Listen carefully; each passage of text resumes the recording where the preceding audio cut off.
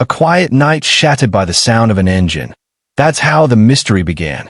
In the early hours before 4-year-old Jack and 6-year-old Lily Sullivan disappeared, something moved through the darkness along the quiet backroads of Pictou County. Neighbors say they heard it. Some even saw flashes of light piercing through the treetops.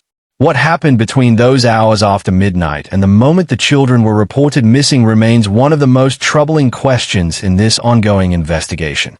Before we go further, hit that subscribe button and turn on your notification bell so you never miss first-hand updates on this story and others like it. In small rural communities, nights are rarely noisy. When engines break that silence, people notice. Two neighbors, both living close to the Sullivan family home on Gerlock Road, independently described hearing a vehicle moving repeatedly during the night before the children vanished. It wasn't just one pass down the road or the occasional sound of tires on gravel. It was movement that seemed deliberate, back and forth, like someone circling or returning to a specific point. That detail instantly caught investigators' attention. In missing persons cases, timelines matter. The hours between midnight and dawn often hold the truth about when someone last saw or heard the victims, or anyone connected to them. If those sounds were indeed tied to someone familiar with the family, it could mark the beginning of a crucial window of activity before the disappearance was discovered later that morning. Neighbors in rural areas tend to know each other's routines. When someone usually drives home, who leaves early for work, and who stays up late. So when the noises started that night, they stood out. Both witnesses independently confirmed to police that these weren't sounds they heard regularly. Instead, it was something out of the ordinary, something that drew their attention enough to make them look, listen, and remember. The children were reported missing at 10:01 a.m. on May 2nd. If neighbors' accounts are accurate, the suspicious movement began several hours before dawn, potentially aligning with the time frame when the children vanished. It's these early observations, quiet moments in the dark, that now form the foundation of an investigation built on fragments of sound, light, and memory. One of those witnesses, Brad Wong, provided one of the most detailed accounts so far. Living on an elevated stretch of land overlooking the Sullivans' property, Wong told investigators he could hear a loud vehicle coming and going 3 or 4 times throughout the early morning hours. He described it as persistent but not random, the kind of sound that makes you pause and wonder why someone is driving in circles at that hour. In communities like Lansdowne, where late-night traffic is virtually non-existent, repeated vehicle noise becomes memorable. Wong's attention wasn't drawn just by the sound, but by the rhythm of it. He recalled hearing the vehicle drive off into the distance, come to a stop, and then return.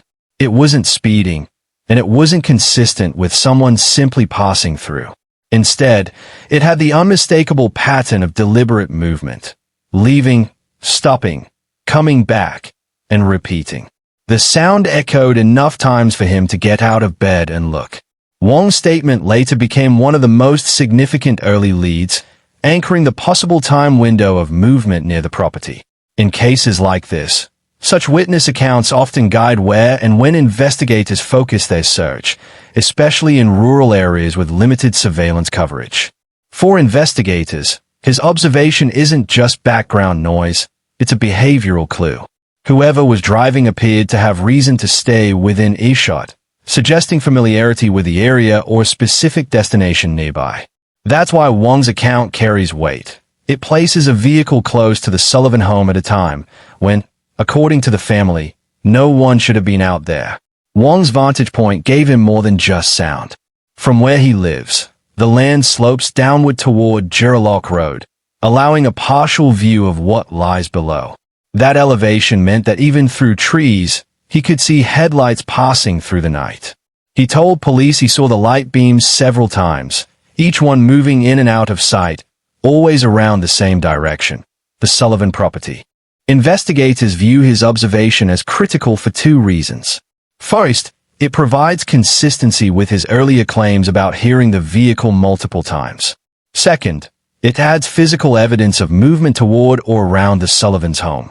If cross-referenced with other witness timelines, the pattern might pinpoint when and where the vehicle stopped most frequently. In isolation, headlights and engine sounds could belong to anyone. But when two separate neighbors notice and describe them in the same time window, it becomes difficult to dismiss. Across the way, another neighbor, Justin Smith, added a vital timestamp to the puzzle. At about 1:30 a.m., he heard a car turning near the railroad tracks close to Glock Road and Landone Station Road. It wasn't just passing, it sounded like it turned around.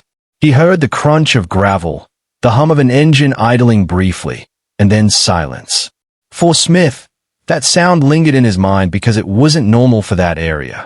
The railroad tracks are a known turning point, but few vehicles move through there after midnight. What stood out to him most was how deliberate it sounded, like someone who knew exactly where they were. The pause, the turn, and the eventual departure all seemed purposeful. He noted that after roughly 2 minutes of quiet, the vehicle drove off toward Lair Road. It's a direction that leads back toward the residential areas surrounding the Sullivans' home. That detail became particularly significant once he learned, days later, about Wong's account. The timing, location, and movement appeared to line up almost perfectly. If both men were describing the same vehicle, that means someone was actively driving in circles through that neighborhood between midnight and at least 1:30 a.m., a 2-hour window of unexplained motion. That short pause matters more than it might seem. When a vehicle stops in the dead of night, it's rarely by accident. 2 minutes is long enough for someone to make a phone call, drop something off, or wait for a signal. Smith's memory of that pause provides investigators a chance to analyze time and distance. How far the vehicle might have traveled from Wong's vantage point, how long it would take to circle back, and what could have been happening during that silence. When pieced together, Smith's and Wong's observations suggest a pattern of back-and-forth movement. Not random, not casual. Something, or someone, kept the driver active through the early morning hours. That revelation added a new level of tension. Wong told Smith he believed the vehicle belonged to Daniel Martel, the children's stepfather. It's an allegation that changed the tone of the investigation, drawing focus from an unknown driver to someone inside the family circle. Wong didn't say he saw Martel behind the wheel, but he was confident enough to connect the sounds and lights to the same vehicle Martel typically drove.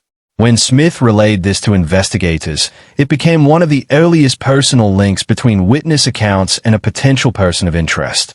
For authorities, such statements must be verified through vehicle records, tire impressions, or other physical evidence. But in the public's mind, the connection instantly heightened suspicion. Martel's account contrasts sharply with his neighbor's observations. He told police he went to bed early that night and didn't wake until late the next morning. According to his statement, no one left the property and no visitors came. His story is simple, but simplicity can also raise questions when it collides with multiple eyewitness reports. Neighbors' testimonies place a vehicle in motion through those early hours. Martel's claims, however, close that window completely. Either the witnesses misidentified what they saw and heard, or someone wasn't telling the full truth. The children's mother, Maliah Brooks Murray, confirmed she went to bed early, around 9 p.m., and admitted she didn't know what Martel did afterward. That admission, though perhaps innocent, deepens the uncertainty. She has not commented further, leaving a gap in understanding about what was happening in the household between 9 p.m. and 10 a.m., when the children were reported missing. In later interviews, Martel forcefully denied any role in the disappearance, saying polygraph results should have cleared him. But polygraphs, while sometimes used as investigative tools, are not conclusive evidence. His insistence hasn't stopped speculation or eased suspicion, especially given how his timeline conflicts with witness accounts. As of now, RCMP officials say the case is still being investigated under the Missing Persons Act, not a criminal classification. That means no one has been charged, and the focus remains on finding the children rather than assigning blame. Still, the growing contradictions and unanswered questions make the public uneasy.